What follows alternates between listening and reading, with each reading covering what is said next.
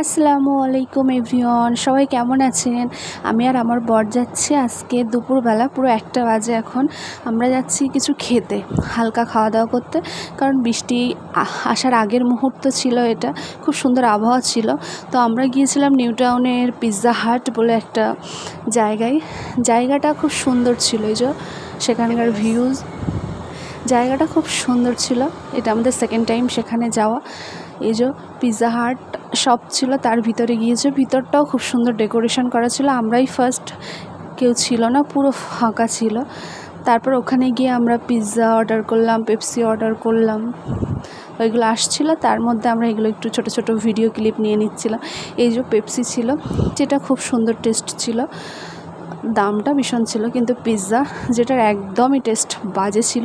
ওই জন্য আমি ভিডিও করতে ভুলে গিয়েছিলাম, শুধু কয়েকটা ছবি ক্লিক করেছিলাম, সেইগুলো অ্যাড করে দিলাম। তারপর ওখান থেকে আমরা ডাউন টাউনের স্পেন্সার এসেছিলাম। স্পেন্সার থেকে এইগুলো কিনে নিয়ে সোজা বাড়ি চলে এসেছিলাম। সবাই ভালো থাকবেন, বাই।